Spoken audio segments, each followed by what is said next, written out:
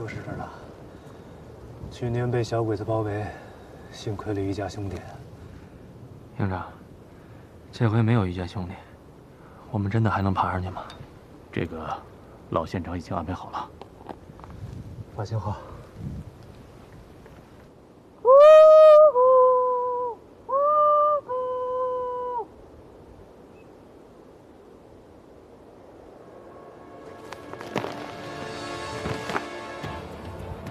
上！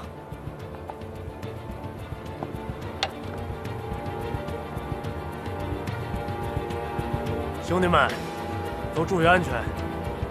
上！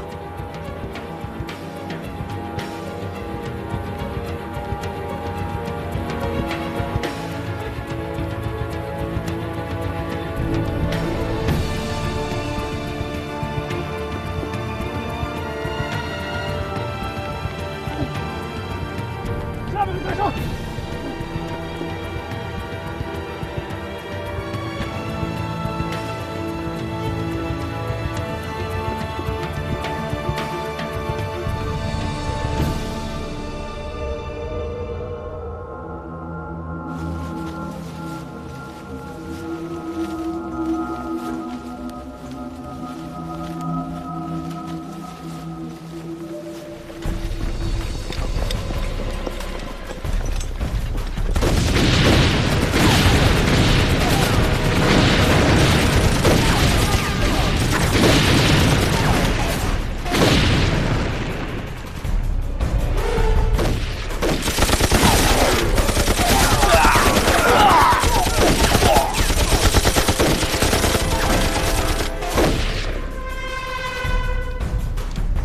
抓紧时间打扫战场，检查武器弹药。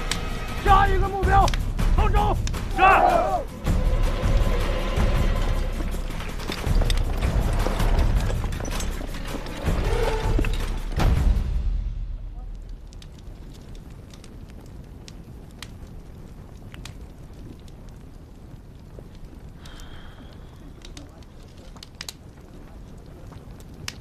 哎，老詹，你那小钢炮真管用，帮大忙了啊！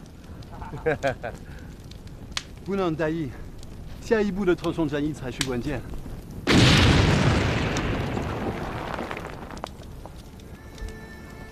加油啊！咱们，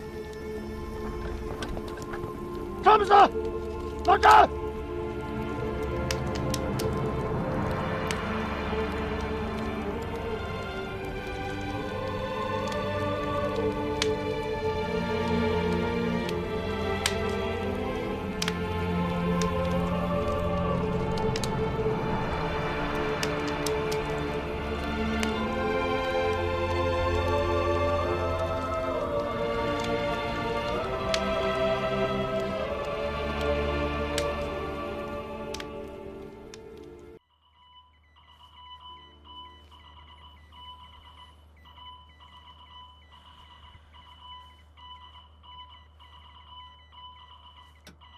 Still nothing on Operation Cobra.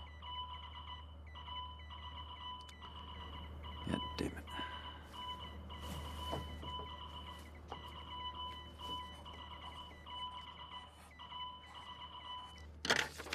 General, phone call from General Meyer.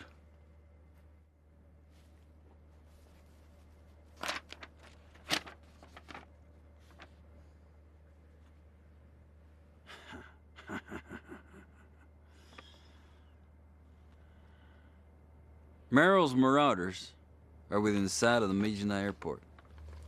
That's some pretty goddamn good news. Let's be a little goddamn happy! News, huh? Come on! Yeah! Yeah! Yeah! That is good news. We're gonna win this goddamn war!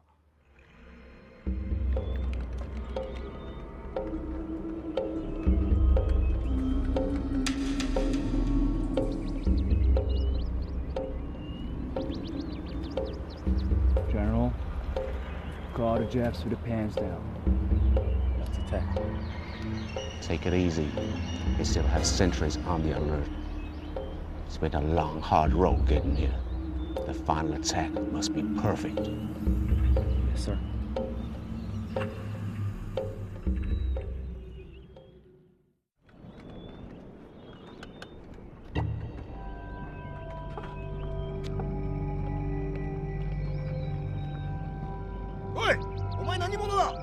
最大の手伝いを師匠の命令で米軍不良を道田へ。隊長は誰だ？雄太郎だ。腹減ったね。なんかないの？待て！止まれ！敵だ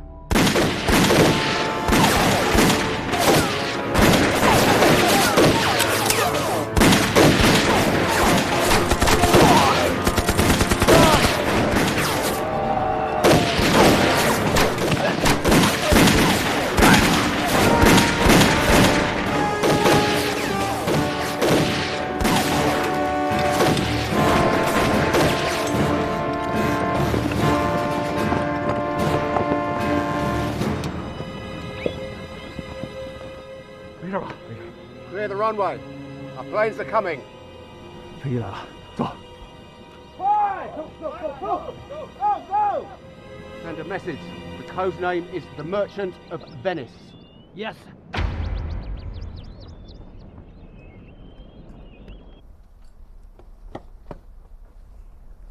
Merchant of Venice is successful, sir. Merchant of Venice. That's correct, sir. Well, let's finish this off. Hit the road. Yes, sir.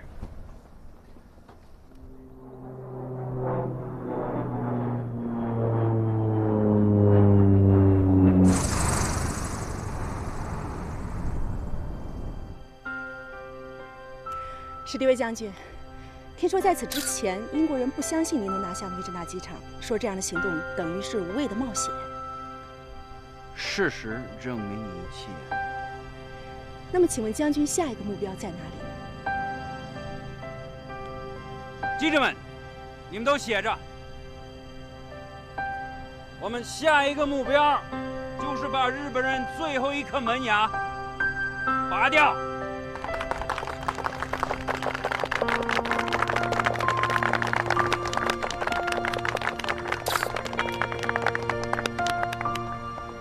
David， 你做美脸联络官的日子到此为止。说实话，将军，真没太够了。有的是机会。等什么呢？这是你的位置。Yes, sir.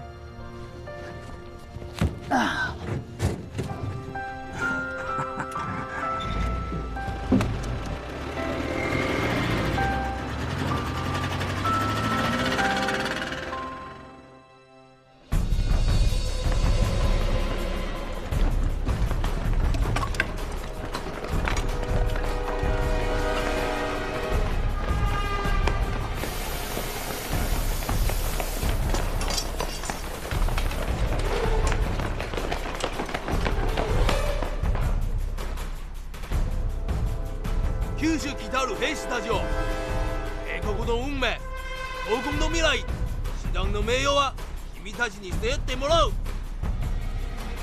今まで甲府で鍛えた技を見せよう。全ての地上の建築はシナゴンジの手資本になってあげろ。地上の行動はシナゴンジの破壊になる。天皇の大日本の兵士たち、頼むぞ。はい。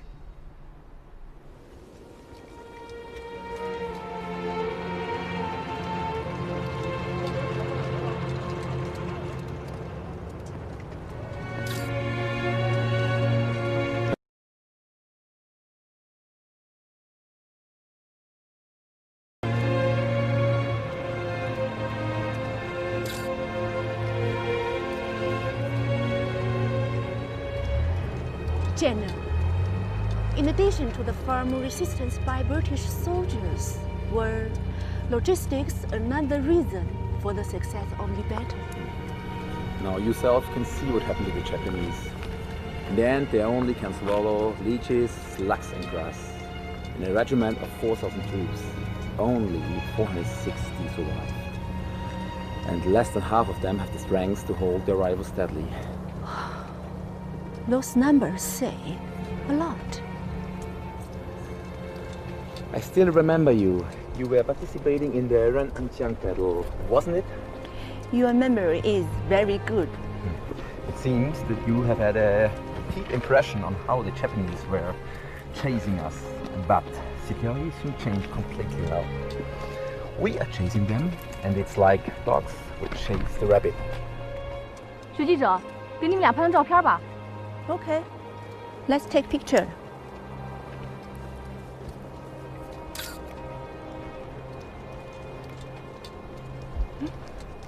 这墙上写的是什么呀？ The British. Too many guns, tank, and troops. Japanese go, but we will come back.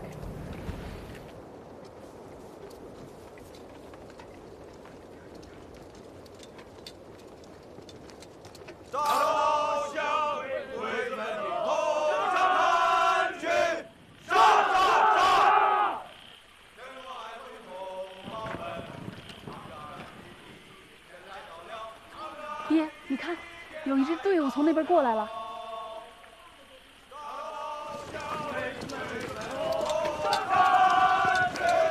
他们不会是刺刀营吧？刺刀营前2天还打北斋宫和南斋宫了嘛，现在还在江左打嘛，不会那么快。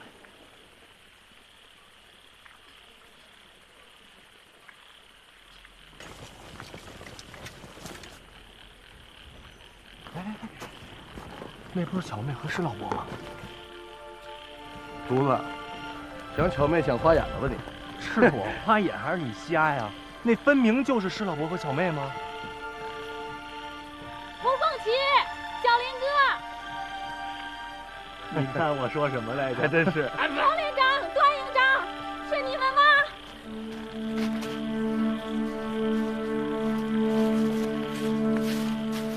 施老伯，小妹，哎呀，施老伯，哎呀，都回来了，好，好。施老伯，你们怎么会在这儿？到的比我们部队还快。老县长说，你们把高黎贡山的鬼子收拾得差不多了，让我们赶紧回来准备种庄稼。鬼子在的时候，田都荒了，种不成庄稼。那现在你不种上粮食，明年吃什么呀？老县长想得周到，明年这个时候一定是个丰收年。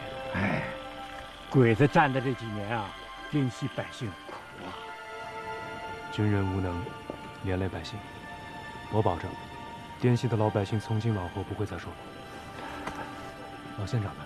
哦，老县长带着人运军粮去了，说是下边要打腾冲，那没有粮食，怎么打得动啊？有乡亲们的支持，我这心里就踏实多了。报告营长，出事了！出事了！出什么事了？彭将军出车祸了，人在哪里？在市府医院抢救呢。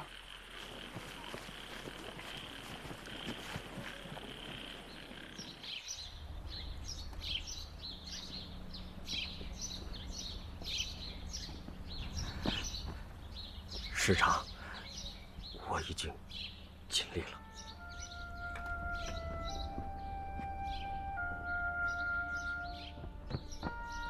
洪副师长呢？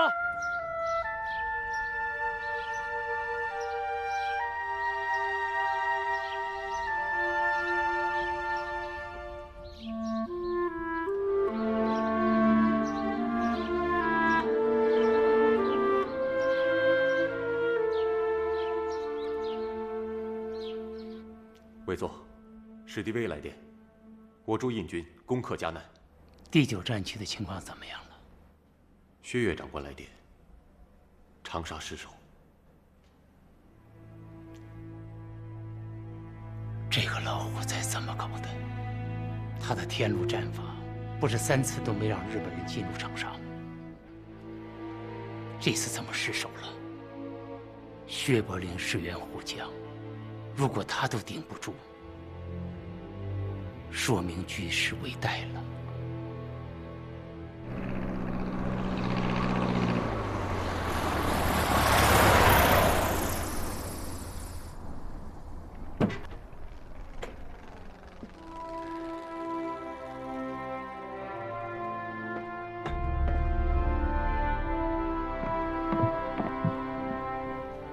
将军，你好。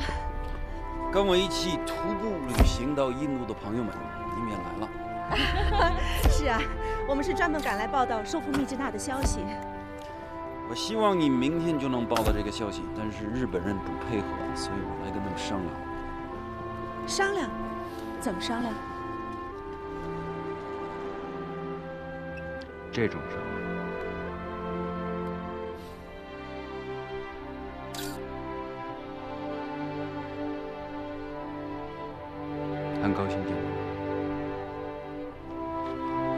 再见，将军。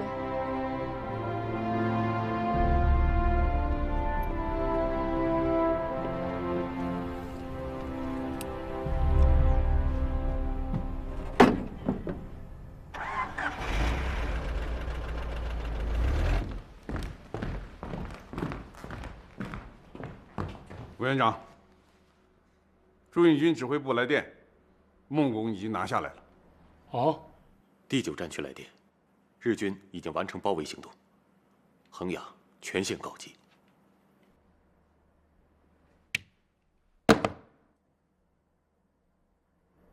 一边是捷报频传，一边是丧城失地，还真的让你不幸言中了。缅北的胜利是以华南失败为代价的。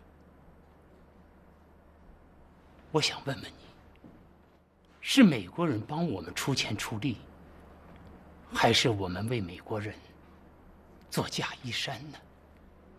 委员长，湖南战场失利，主要原因就是因为武器装备的极度匮乏。我豫师师28团迫击炮连用的是81迫击炮，可是炮弹打光了。团部弹药库里只有型号部队的数发82迫击炮。该团长硬是命令团部参谋们把炮弹错缺了1个米粒，硬塞进炮口中打了出去。可就是因为其中这一炮，竟然毙了第68师团左9间中将等数人。还有这种事情？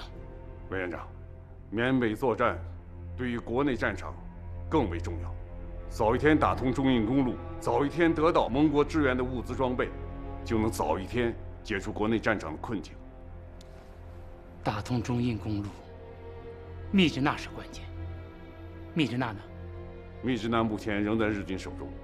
史迪威在5月中旬就袭击了密支那机场，怎么到现在还没拿下来？他这个有本事的3星将军，这仗是怎么打的？缅北的制空权已被我方完全掌握，但是铁路线还在日军手中。他们运送了大量的援军进入密支那，在那儿构筑了永久工事。要攻克它，恐怕需要一点时间。这里第10军方先觉已被日军团团的围住，外围部队皆战力疲惫，无法突入。现在，无论是孙立人和廖耀湘的精锐部队，要是在国内，衡阳战局都不会到如此的地步。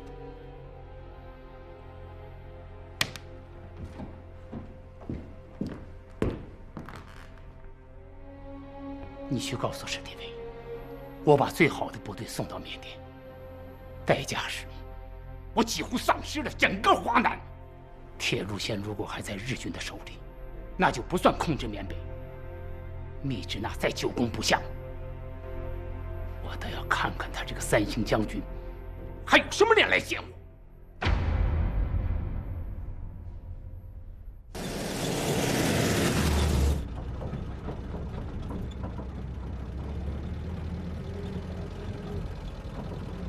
你好久没见你爸，对吧？是的。我也好久没见我儿子，见你让我想起他了。将军，密支那战场现在非常需要你。你好像有话要说。我可以直说吗？我觉得密支那战场指挥系统出了问题。郑东国不是来了吗？替代哈里尔将军的波斯特将军不像是美国人，倒像是英国人。为什么？因为他根本就不敢去前线观察仗，又不听中国指挥官的意见，进攻受到挫折了，又拿中国指挥官当替罪羊。孩子，战场上的无能者，哪个国家都有？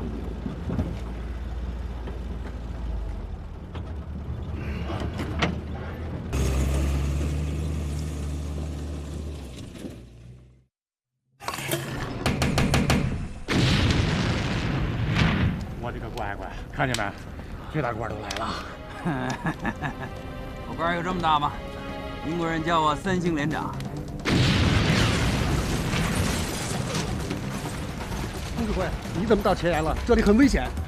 General, your authority You are not allowed to come here. General Pasutu never takes this risk. Well, that's why he ain't going to be the frontline commander too much longer. 既然3星连长来了，那咱们就一起看看吧。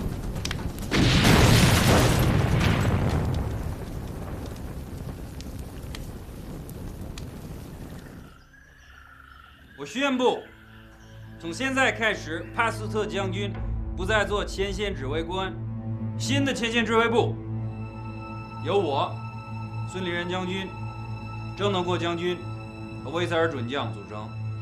Arthur, you know the situation. Why don't you explain it? Let me introduce you General Sun. He knows the situation better. 哦，是这样。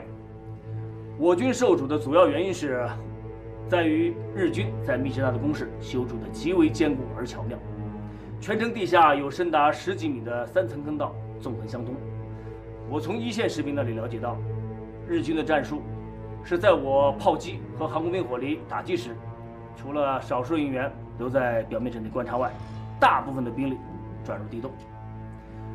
当我军进攻时，他们可以通过地道，在我攻击部队的前方阻击，也可以从地下摸到我们的背后或者侧翼实施突然的袭击。特别是在夜间，白天我们通过血战得来的地段，在夜里会受到来自4面8方日军的追击。从这样的情况看，我认为我们的战法应该有所改变。这种情况，我认为只能稳扎稳打。与其白天推进1丈，晚上又丢掉10尺，还不如我进2尺，进3尺，进去了就让鬼子挤不出来，一点点把鬼子挤死。心急吃不了热豆腐，但是总攻必须明天开始发动。明天是什么日子？各位中国人比我还清楚。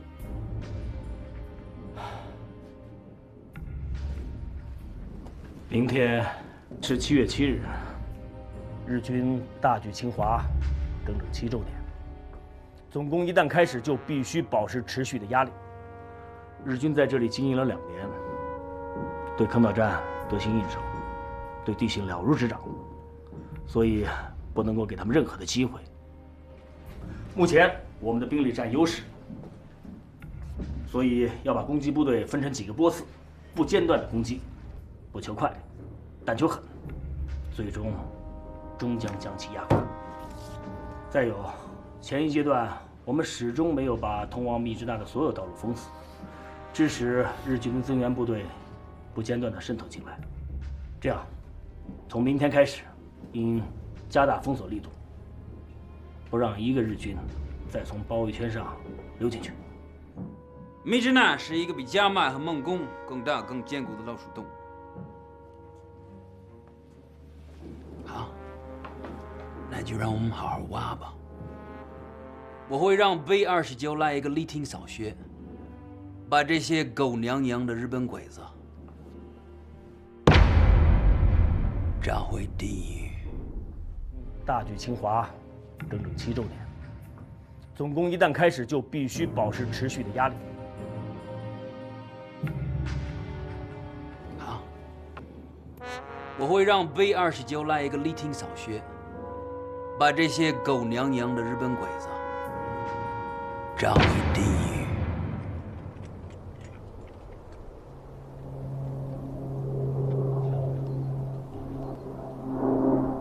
哎，大家哥，那不是美军的 B-29吗？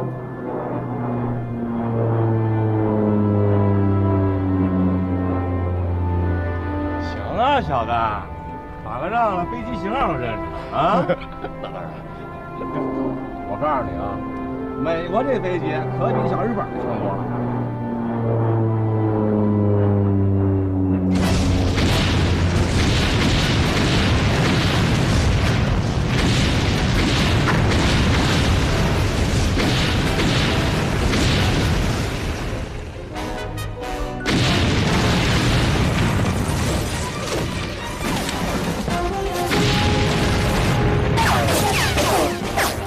还没到位。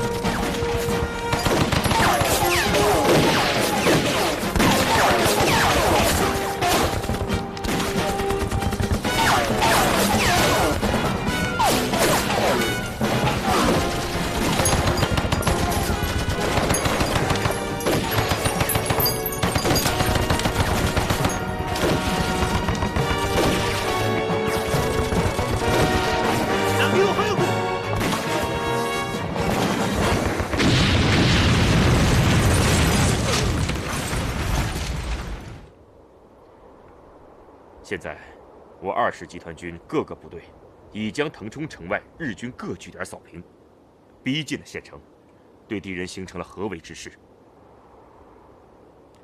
这是腾冲城外的来凤山，是腾冲南面的屏障，敌人在这里修筑了坚固的工事。只要我们打下了来凤山，就等于是打开了腾冲的南城门。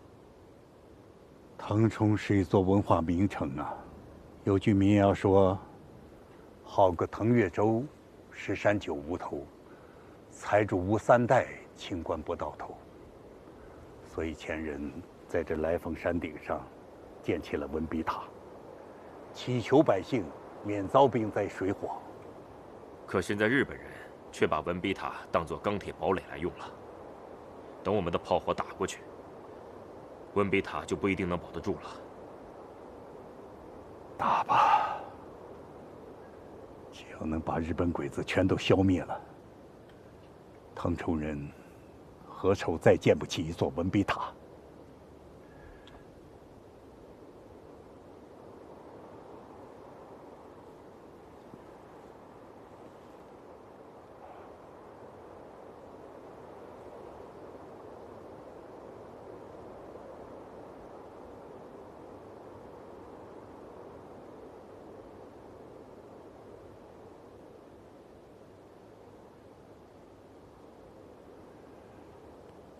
这次要打腾冲了，前来观战的腾冲百姓何止上万呢？你们就狠狠地打吧，后边自有乡亲们为你们摇旗呐喊。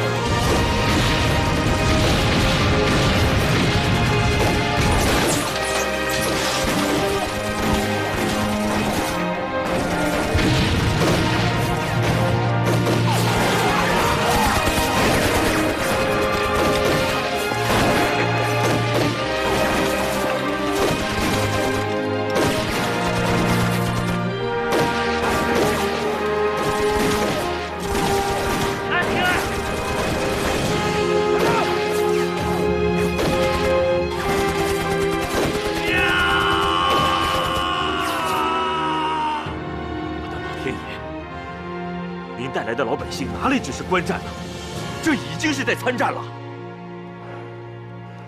从古到今，未见过如此战争奇观也。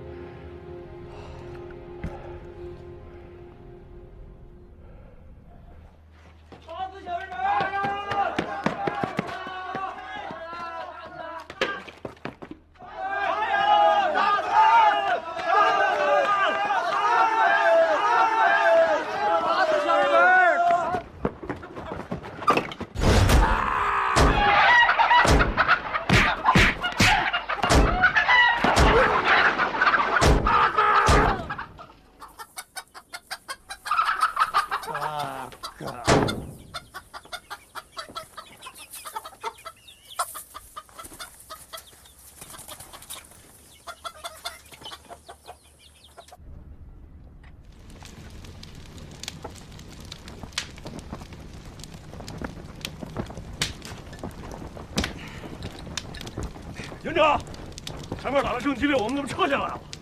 乔大叔这么做必然有他的道理。什么道理啊？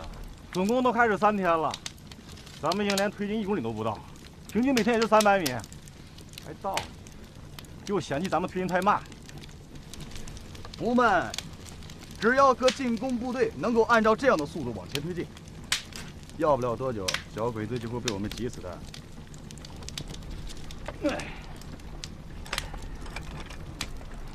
弟兄们，你们干得不错。史迪威参谋长把你们换下来休整一下。下面，威瑟尔准将有话要问你们。In Lamika training camp, I was your drill master, and now, here in Mikina battlefield, you are my drill master. So I have some question to ask you. Every Japanese soldier has bamboo sticks. Can anyone tell me what is it used for? 长官，我知道，昨晚上我们迎着炮火攻到敌人阵地，突然我身边被炸松的斧头动了一下，我就奇怪了，于是用手一拉。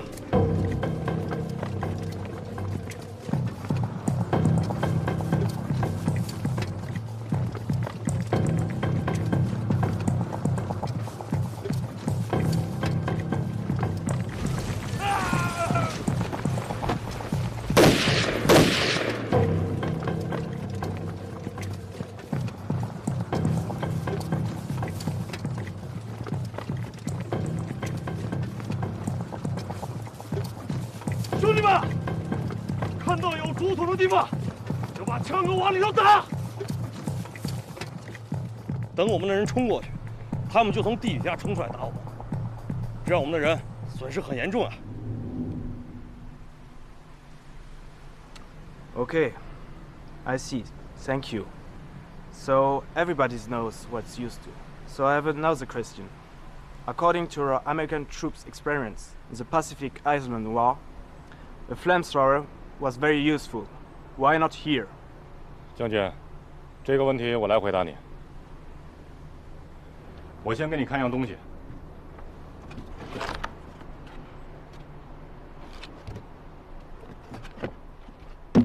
小鬼子就用这玩意儿堵洞的。这件事呢，我正准备向上级汇报呢。没想到这小日本会挖洞，还能堵洞啊！昨天我们连进攻的时候配属了喷火分队，我们是见一个洞口就往里喷火，这火烧的连洞口都站不住人了。我想里边的小鬼子不成炭灰也都成烤肉了，结果我们就过去。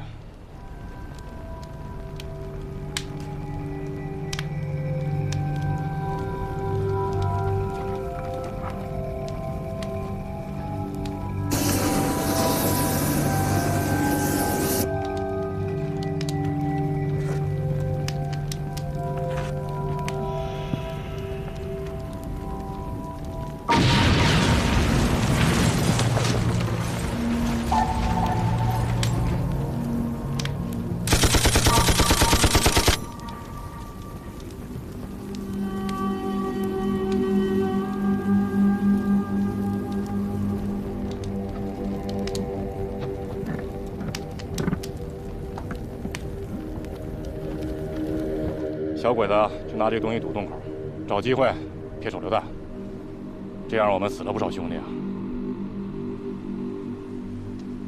Good. Now I understand what to do. I will find a way to fight against it.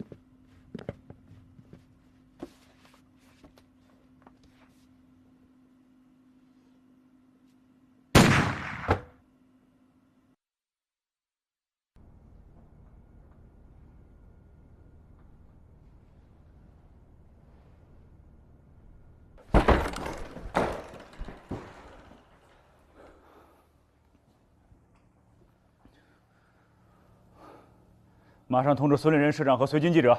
是。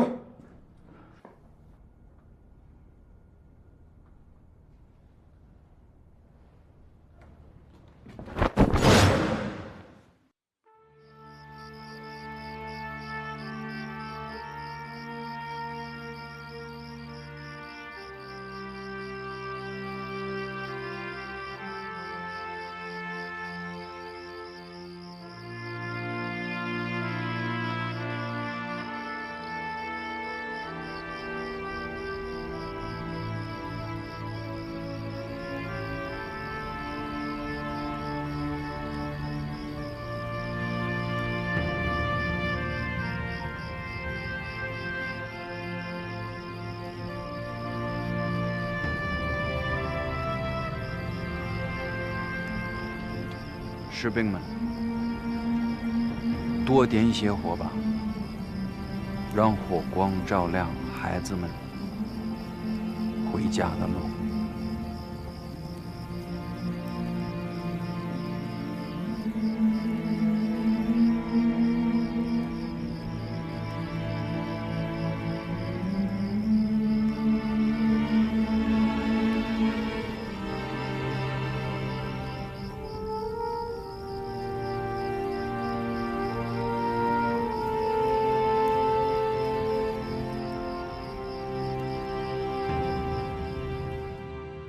委员长，密支那攻下来了，全歼守敌，日军守城司令水生元藏自杀。这有什么可高兴的？这么精锐的部队，精良的装备，一个密支那攻了80天。如果再拿不下，成何体统？密支那这个战略要地现在掌握在我们手中，很快就能接通中印公路。这是喜事儿啊，委员长。他使地为是战区的司令官，可以只顾缅北，不管其他；而我是整个中国战区的总司令，优势远比稀释多呀。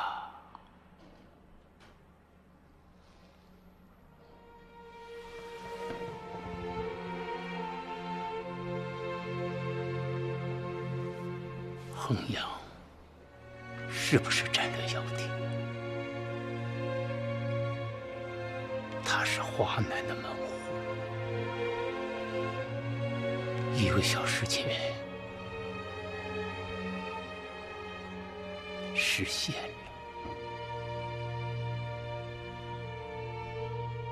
第10军守了40天，还是丢了。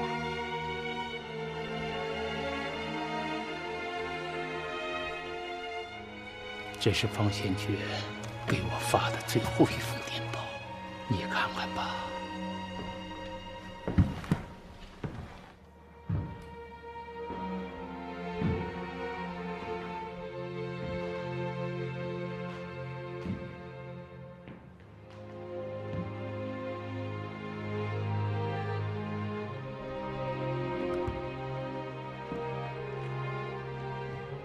德培啊，在。我派你到密支那去一趟。密支那攻坚战现在已经结束了，我决定将原有的新1军扩建成2个军，孙立人、廖耀湘分别担任新1军、新6军的军长。关键是要尽快把新6军空运到国内，以应付国内的战局。是。委员长，还有个消息。说。罗斯福总统命令晋升史迪威为4星上将了。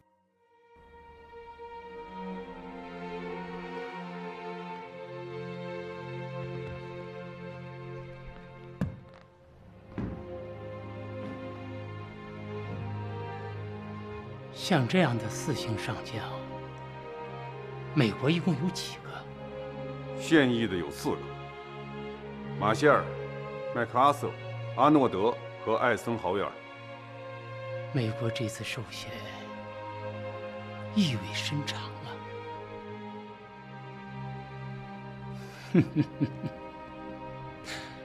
哎呀，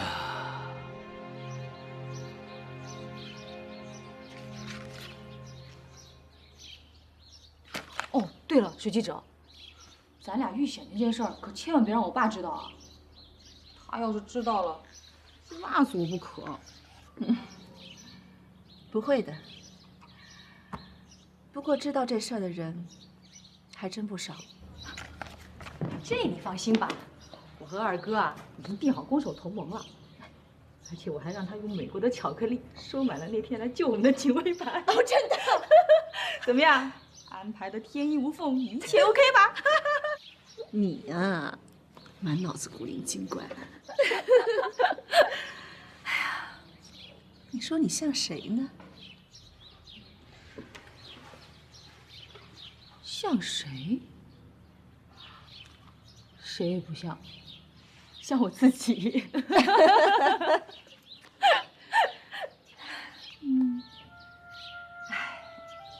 这场漫长的战争大概就要结束了。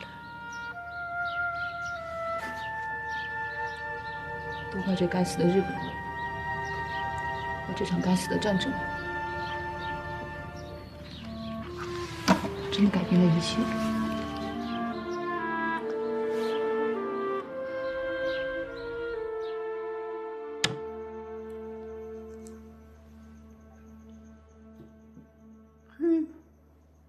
你看看，一个外国人居然能下围棋了，哼哼。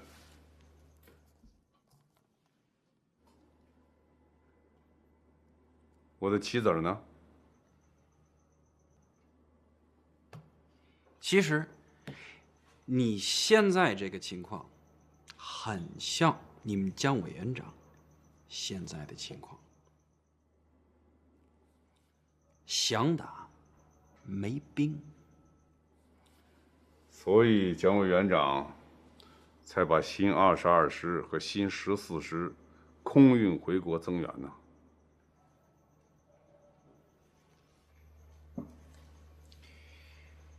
说实话，他有军队可用，问题是他不愿意用。他不光是不愿意用，他还用手里的别的军队防备他。你是说，延安共产党的部队？你们得问自己2个问题：第一，他们是不是中国军队？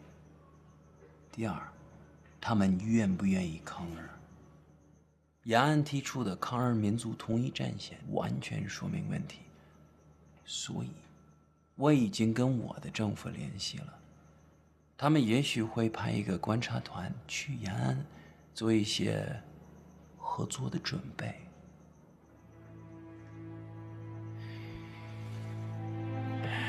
你对这个事情什么看法？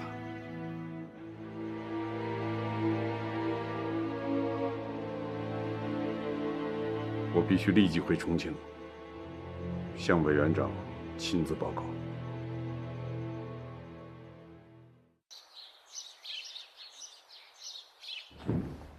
我真不知道你是我的属下，你还是史迪威的说客。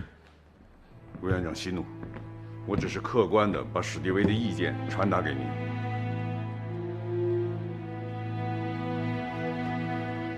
荒唐！你真是荒唐！你的这番言论与当年张汉卿、杨虎城如出一辙，愚昧至极。委员长，共产党你不了解吗？今后与我们争天下的一定是共产党。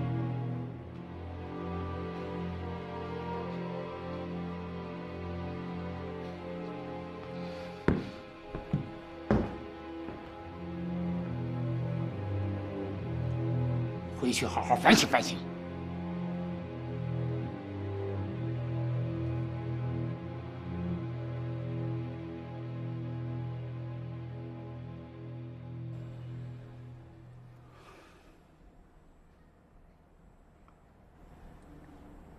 委员长给你脸色看了？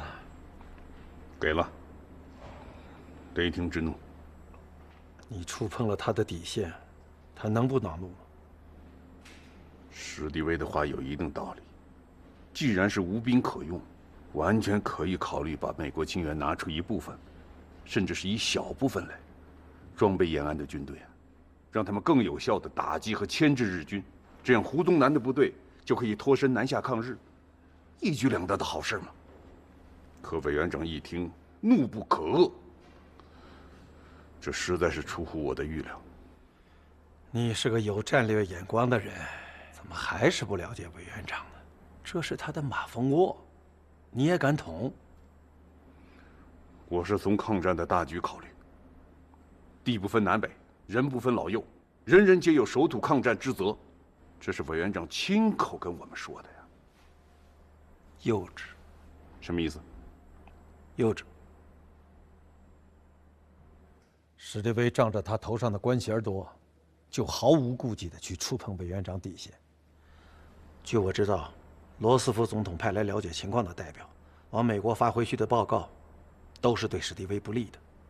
罗斯福总统对他的信任已经大不如前了。这位乔大叔要是再不识相，那他在中国就真的待不下去了。委员长要不是看在美国人的支持和罗斯福总统的面子上，早就把他踢回美国去了。如果是这样，事情就复杂了。史迪威就要来重庆和委员长面谈，这说不定就要摊牌。这要闹掰了怎么办？缅北正在苦战。报告，什么情况？罗斯福总统来电。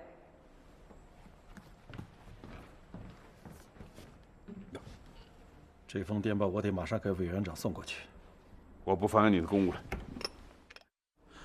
罗斯福总统要派他的政治代表赫尔利来华会见委员长，你估计他在这个当口来要完成什么使命？当然是调解史迪威跟委员长的矛盾了。哎，你这可是泄密啊！你在他们俩的矛盾里已经卷得这么深了，对你来说无密可泄。看来是咎由自取啊！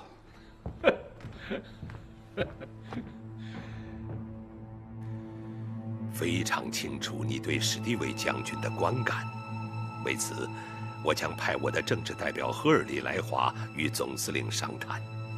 但是据我所知，再也没有其他人能拥有如此的能力、魄力与意志，能抗衡这场直接威胁到中国的存亡与美国对日作战全盘计划的巨大灾难。我已晋升史迪威为4星上将，并且我最紧迫地建议你考虑将史迪威将军从缅甸召回，并在你的直接领导下指挥在华的全部中国与美国军队。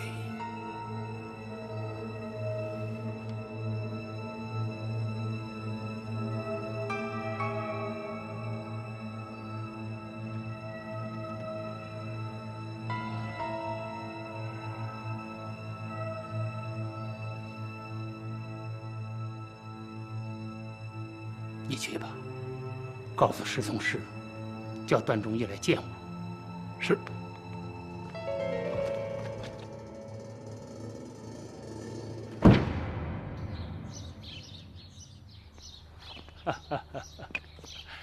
果然是不出乎我所料啊！受4星上将军衔，这哪里是为了缅北的胜利呀？这是在向我要军权。这是在逼宫啊！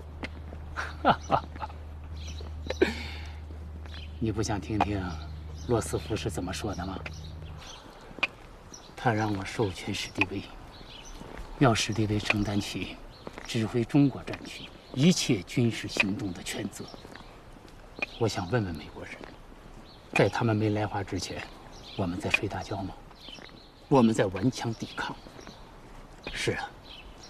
他美国人给我们物资和装备，那是要代价的。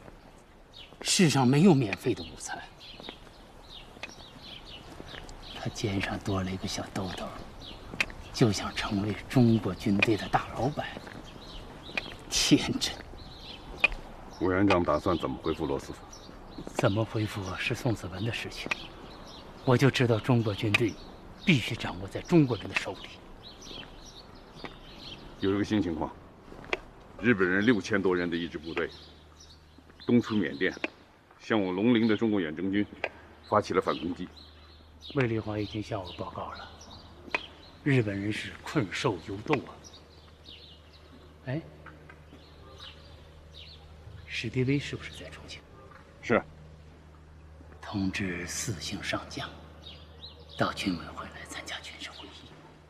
是。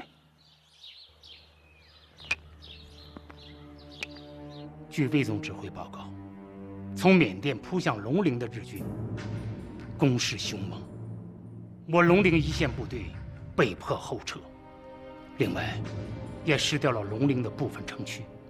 我认为，如果让日军的战略意图得逞，他们会攻打昆明以及位于云南的驼峰航线，所以，我要求史迪威将军率领中国的驻印部队和驻缅甸的美国部队，从密支那南部急速反华，在日军的后面发起进攻，以解危局。危局啊！这只不过是日军的一次吹色挣扎，就像几个月前他们进攻宁波尔，但已经完全是强弩之末了。只要我们的部队坚决固守龙陵，日军的意图是不可能得逞的。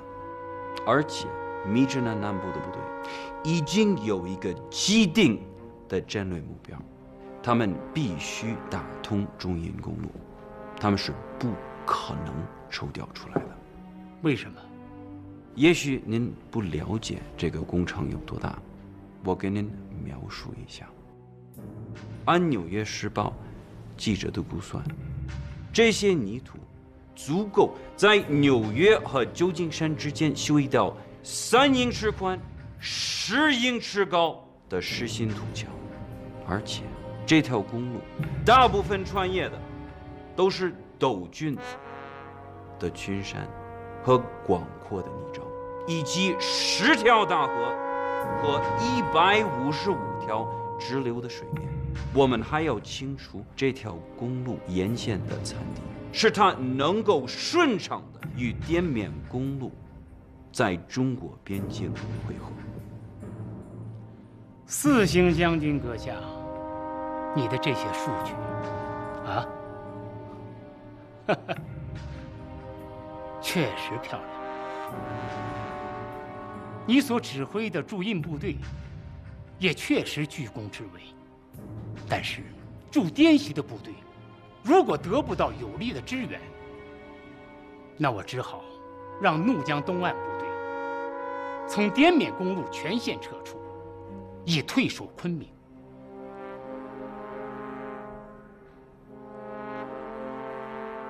你真的觉得那样好吗？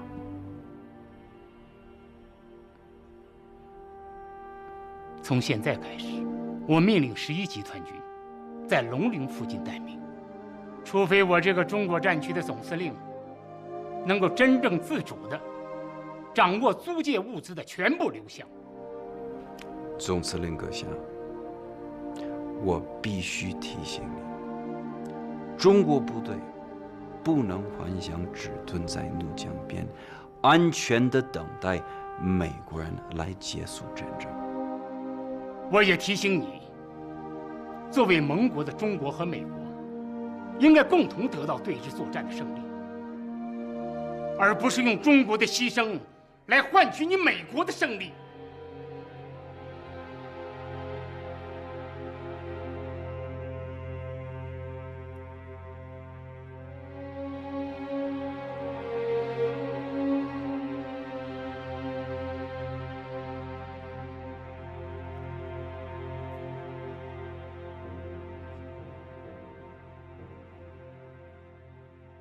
Mr. Chairman, as political representative for President Roosevelt, I'm here to promote cooperation, not listen to you two argue.